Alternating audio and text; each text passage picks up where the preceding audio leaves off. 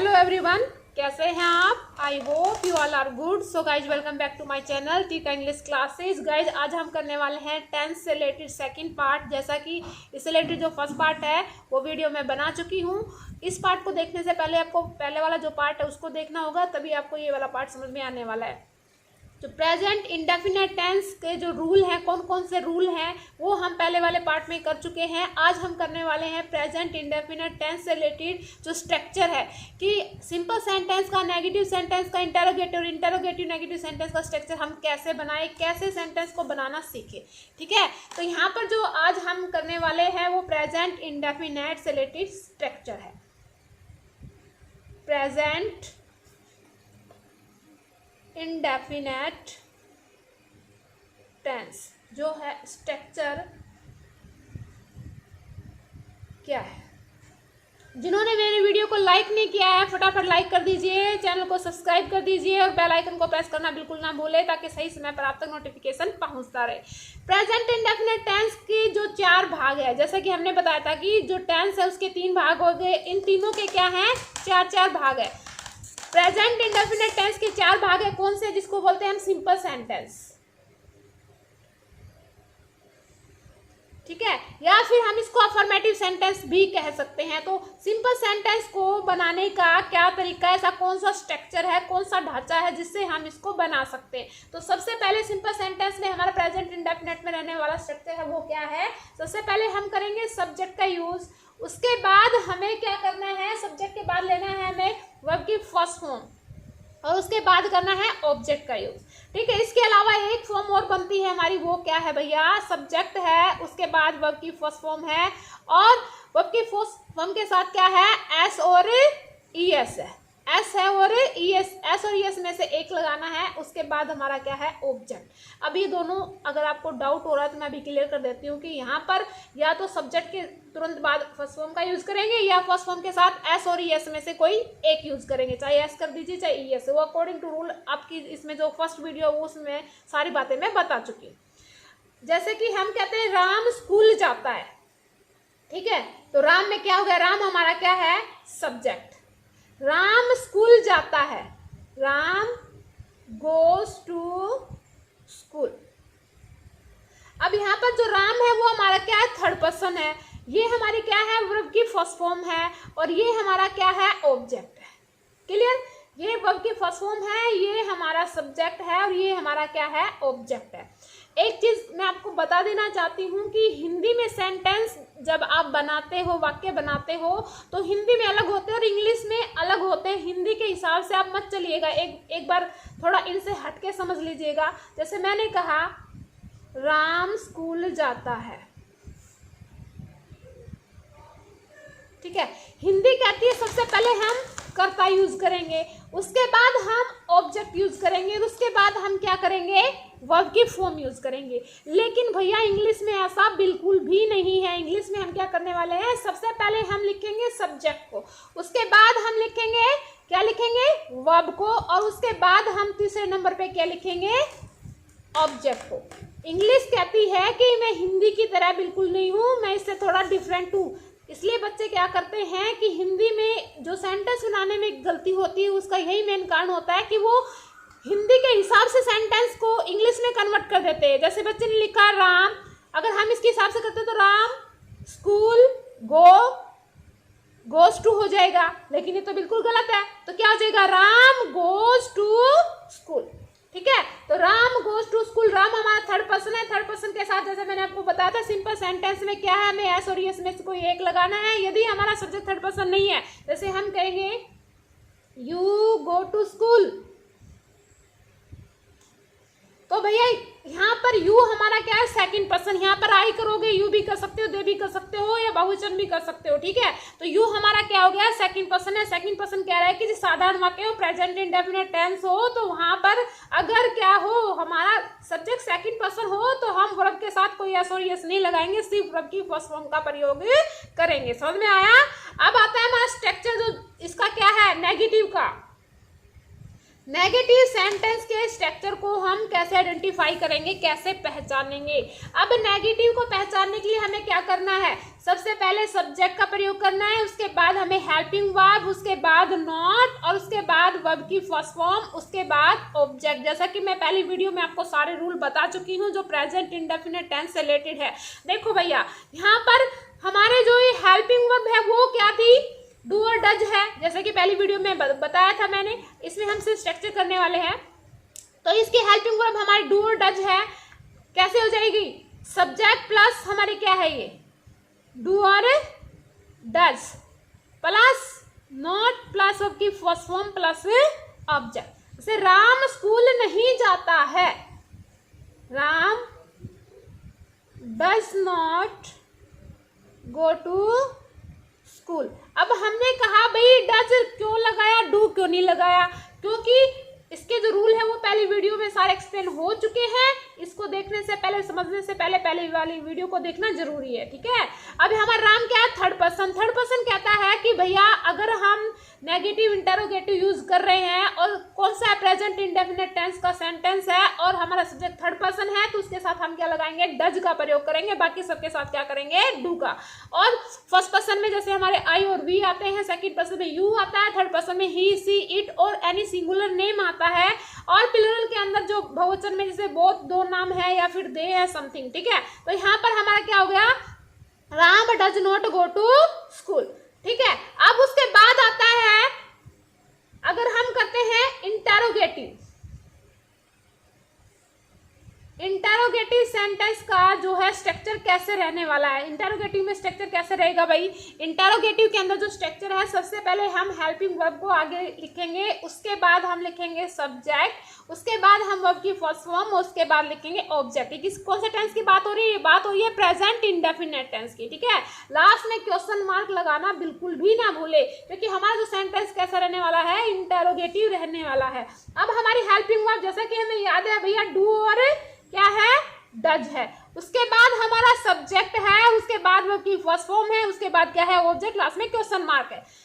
क्या राम, अब जनरली कहते हैं कि वोट लगाने से, WHAT वोट, वोट मीन्स होता है क्या, बच्चों के दिमाग में एक बात ये रह जाती है कि भाई वोट मीन्स क्या होता है, तो डू डज मीन क्या कैसे होगा। फिर देखो, जब भी हमारी कोई हेल्पिंग वर्ब स्टार्टिंग में यूज होती है, लास्ट में क्वेश्चन मार्क होता है, तो वहां पर हेल्पिंग वर्ब के साथ ऑटोमेटिक व्हाट वर्ड जुड़ जाता है, ठीक है। और उस हेल्पिंग वर्ब की सेंस, तो हमारी डू और डज की सेंस क्या आती है, जो हेल्पिंग वर्ब ता है, ती है, ते है, वैसे ही मेन वर्ब के रूप में भी यूज होता है, लेकिन वो हम आगे समझाएंगे कि क्या डिफरेंस है, मेन वर्ब के रूप में कैसे यूज हो रहा है, हेल्पिंग वर्ब के रूप में कैसे यूज हो रहा है। फिलहाल हम टेंस कर रहे हैं, तो टेंस के बेस पे ही लेके चलिएगा, यहाँ वहां भटकने की बिल्कुल भी जरूरत नहीं है, ठीक है। अदरवाइज फिर जो ध्यान है वो डाइवर्ट हो जाएगा। अगर तो डू और डज हमारा, जब हम इसको आगे लगाएंगे तो इसमें क्या, राम स्कूल जाता है, ऐसे सेंस बन जाएगी। तो राम हमारा क्या है, थर्ड पर्सन, तो थर्ड पर्सन के साथ हम क्या लगाएंगे,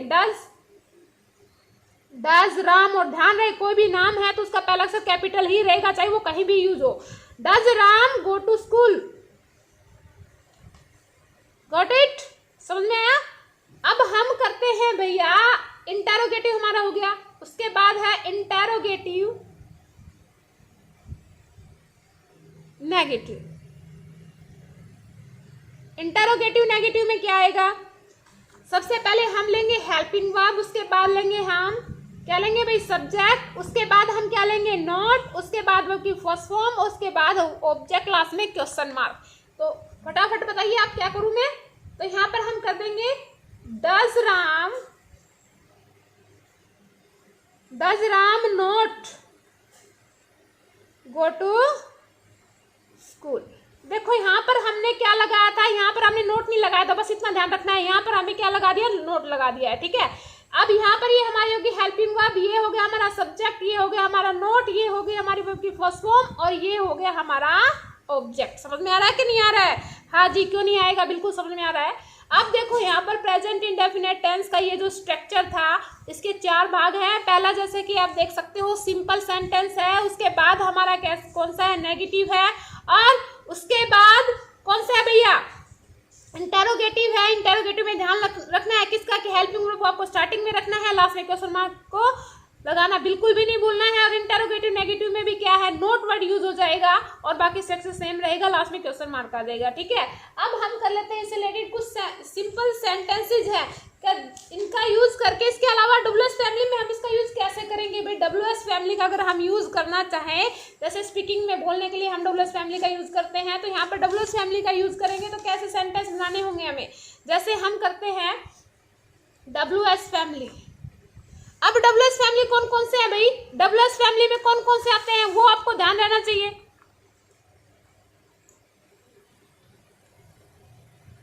वर्ड्स कौन से है, जैसे कि राम स्कूल जाता है, क्या राम स्कूल जाता है, तो क्या आ जाएगा, does Ram go to school. Ram school कब जाता है, जैसे कि WS फैमिली में हमारा हो गया वैन हो गया, वेयर हो गया, वाई हो गया, हाउ हो गया, ठीक है, विच हो गया। इस तरीके से ये हमारे क्या हो गए, WS फैमिली के वर्ड हो गए।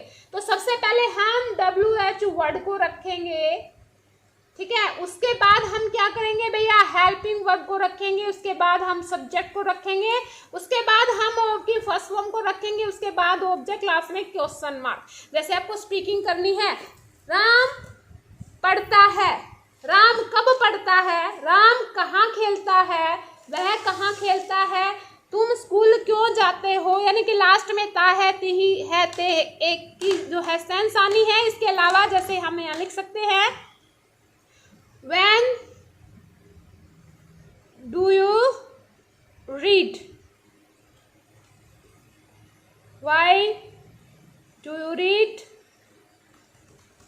तुम कब पढ़ते हो, when do you read, why क्यों पढ़ते हो, वाई डू यू रीड। जैसे आपने देखा ये हमारा WH वर्ड है, क्लियर, गॉट इट। ये हमारी वर्ब की क्या, हमारी हेल्पिंग वर्ब है, क्लियर। अब ये हमारा क्या है, सब्जेक्ट, जैसा कि इसमें बताया गया था, WH वर्ड है, हेल्पिंग वर्ब है, सब्जेक्ट है और ये वर्ब की फॉर्म है। अगर जरूरत पड़े तो ऑब्जेक्ट कर सकते हो, अदरवाइज ऑब्जेक्ट की जरूरत नहीं है तो देयर इज नो प्रॉब्लम, ठीक है। Why do you read, when do you read, with whom do you go to school, और एट व्हाट टाइम, किस समय पर। एट व्हाट टाइम का मतलब होता है किस समय पर, at what time do you go to school.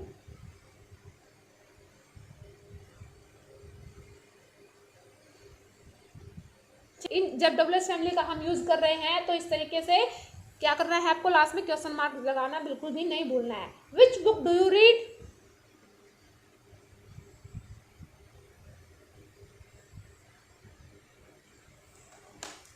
अब यहां पर जो विच है ना, विच अकेला नहीं आएगा, क्योंकि विच कौन सी किताब आप पढ़ते हो, तो यहाँ पर जो बुक के साथ इसका जो रिलेशन, इसको साथ लेके चलना पड़ेगा, ठीक है। Which book do you read, ऐसा मत कर देना which do you read something नहीं करना है, वो टोटली गलत हो जाएगा। क्योंकि विच बुक कौन सी किताब, किसकी विशेषता, किताब कौन सी है, जो पूछा गया कौन सी, विच बुक कौन सी किताब, डू यू रीड आप पढ़ते हो, तो क्या हो जाएगा, which book do you read, clear. अगर हम करते हैं इससे रिलेटेड कुछ अब सेंटेंस है जो आपको देखते ही पता चल जाएगा कि यहाँ पे प्रेजेंट इंडेफिनेट टेंस का यूज हो रहा है कि नहीं हो रहा है। ऐसे कौन से सेंटेंसेज, ऐसे कौन से वर्ड है जिनको देख के हम ये आइडेंटिफाई कर सकते हैं कि इसके अंदर सिर्फ और सिर्फ प्रेजेंट इंडेफिनेट टेंस का प्रयोग होने वाला है। अब वो कौन कौन से है देख लीजिएगा, जैसे कि हम लेते हैं यहाँ पर बैड स्टूडेंट्स,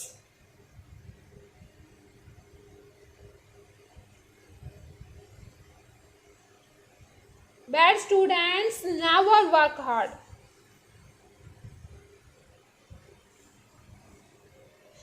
अब देखो यहाँ पर अगर हम हिंदी बनाते हैं, जो बुरे विद्यार्थी हैं, जो अच्छे विद्यार्थी नहीं है, जो पढ़ने में इंटरेस्ट नहीं रखते हैं, जो बुरे विद्यार्थी हैं कभी भी काम वर्क हार्ड, कठोर मेहनत नहीं करते, ठीक है। तो अगर आपको हिंदी में आती है, देयर इज नो प्रॉब्लम, ठीक है, कोई जरूरत नहीं है। आपने देखा यहाँ पर नेवर वर्ड आ रहा है, तो फटाफट दिमाग को घुमाइए।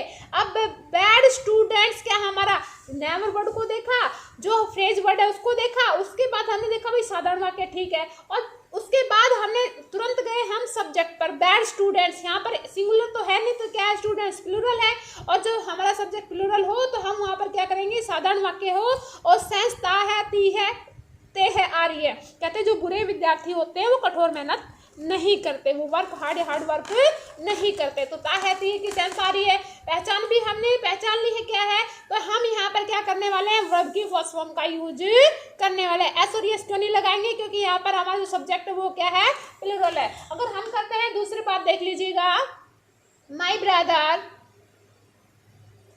ऑफन, हमारे यहाँ पर वर्ब है गोस, ऑफन गोज टू सी। मैं आपको सीधे लिख के दिखा रही हूँ, आपको वहां पर यहाँ पर जैसे गो वर्ड मिलेगा, ठीक है, goes to see English film.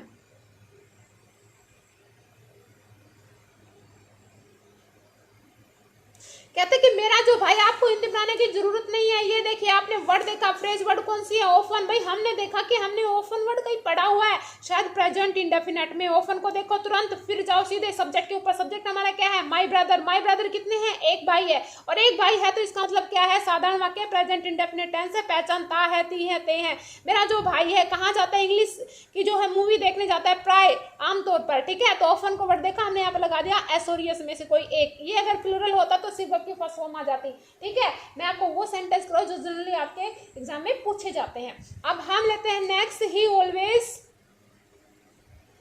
Always take his coffee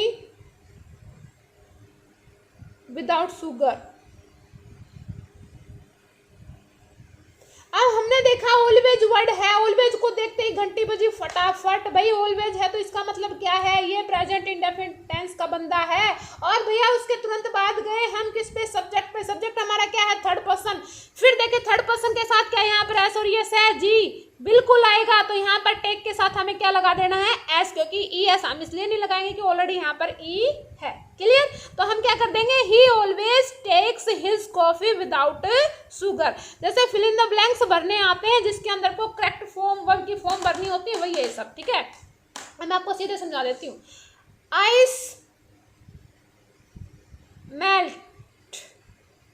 ice melts about 0 degree Celsius. अब ये भी काफी बार पूछा जाता है कि जो बर्फ है वो कितने डिग्री सेल्सियस के ऊपर जमती है या पिघलती है। 0 डिग्री सेल्सियस के ऊपर क्या मेल्ट होना शुरू कर देती है, यानी पिघलना शुरू कर देती है। आइस, आइस क्या है, बर्फ। तो यहाँ बर्फ के साथ क्या है हमारा, मेल्ट्स आ जाएगा, क्या आ जाएगा, एस आ जाएगा। क्लियर। ये क्या है, एक सत्य भी है, ट्रूथ भी सच्चाई है कि भाई अबाव कितने 0 डिग्री सेल्सियस के ऊपर जाते ही जो बर्फ है वो पिघलना शुरू कर देती है, फैक्ट है। इसलिए भी यहाँ पर आप कर सकते हो। नेक्स्ट हम दे सकते हैं, the Ganga rises in the Himalayas।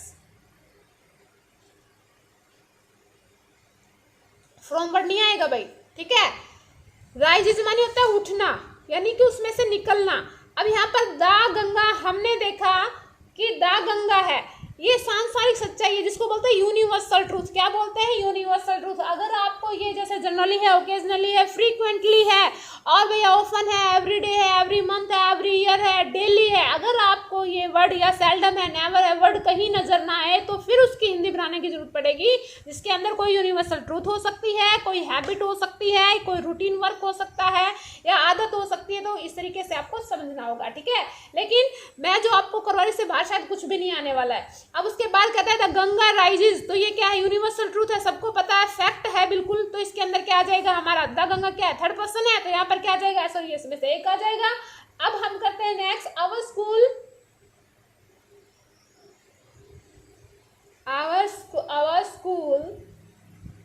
से नहीं है, स्कूल, आवर स्कूल हमारा school, begins with prayer everyday.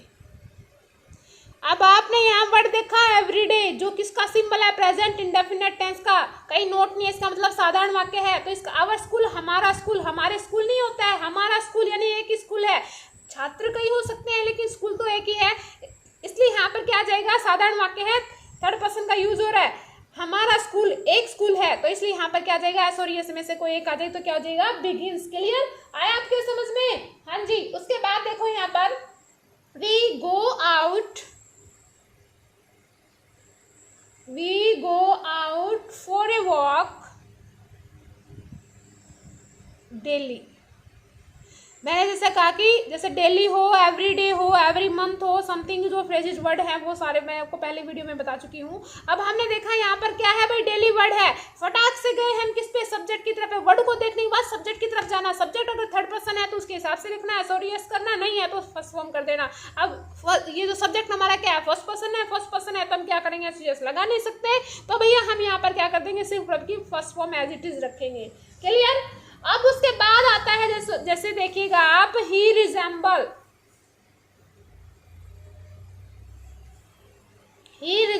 His father. ये जो सेंटेंस है काफी बार पूछा जाता है, एक तो मेल्ट वाला, आइस वाला और एक ये वाला। ही रिजेंबल्स हिज फादर, वह अपने पिता जैसा दिखता है। अब ऐसे सिचुएशन के अंदर इसको, ये इस तरह की जो सिचुएशन है उसके अंदर पूछा गया कि वो अपने पिता की तरह जो है दिखाई देता है, बिल्कुल अपने पापा की तरह है। तो इस चीज का आपको ध्यान रखना है कि जो मेंटल एक्टिविटी होती है, इंटरेस्ट और चॉइस, और जो फिजिकल लुक होती है, इसको बोलते हैं फिजिकल लुक। ठीक है, जब फिजिकल लुक का जिक्र हो तो उसमें हम हमेशा क्या करेंगे, प्रेजेंट इंडेफिनिट टेंस का यूज करेंगे। ही वह लुक्स, फिजिकल लुक के लिए है तो रिजेंबल, कहते हैं डिट्टो कॉपी है। हिज फादर, अपने पापा की तरह नजर आता है, बिल्कुल अपने पापा की कॉपी है। तो ऐसी सिचुएशन में आपको कुछ नहीं सोचना है। अगर यहाँ पर ही ऐसी है, इट है, तो यहाँ पर ऐसा इसमें से एक लगा दीजिए। अगर यहाँ पर यू है, दे है, आई है, वी है, तो यहाँ पर सिर्फ वर्ब की फर्स्ट फॉर्म कर देनी है। व्हाट इट आया समझ में। उसके बाद देखिए, माई सिस्टर बाइट्स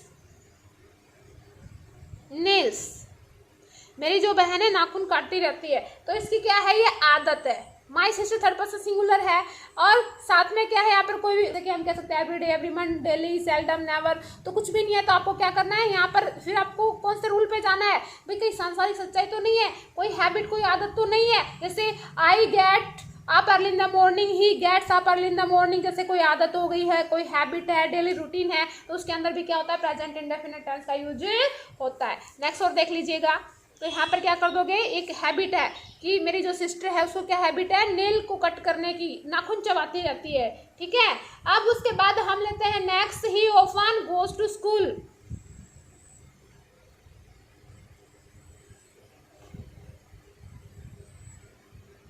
अब हमने देखा ऑफन वर्ड, ऑफन को देखते ही फटाक से दिमाग में बात है प्रेजेंट इंडेफिनिट टेंस है। फिर गए हम सब्जेक्ट पे, सब्जेक्ट देखा थर्ड पर्सन तो नहीं है, हाँ जी बिल्कुल थर्ड पर्सन है, तो थर्ड पर्सन को देखो और वर्ब के साथ एस और यस लगा दो, अगर नहीं है तो सिर्फ फर्स्ट फॉर्म लगा दो। क्लियर, आ गया समझ में। आई होप ये वीडियो आपको अच्छे से समझ में आ गई होगी। अब इससे अगर आप इस वीडियो को कंप्लीट समझने के लिए आपको पहली वीडियो को देखना बिल्कुल कंपलसरी है, क्योंकि उसके अंदर इससे रिलेटेड मैंने सारे जो है इसके रूल समझा रखे हैं। प्रेजेंट इंडेफिनिट में कौन कौन से रूल हैं, कौन कौन सी हेल्पिंग वर्ब है, कौन सी मेन वर्ब है, वो सारे मैं एक्सप्लेन कर चुकी हूँ। सो गाइज, जिन्होंने मेरी वीडियो को लाइक नहीं किया है वो फटाफट लाइक कर दीजिएगा, चैनल को सब्सक्राइब कर दीजिएगा और बेल आइकन को प्रेस करना बिल्कुल भी ना भूले। साथ में अपने दोस्तों से शेयर भी कर देना। मिलते हैं नेक्स्ट वीडियो में नेक्स्ट टॉपिक के साथ, तब तक के लिए गुड बाय।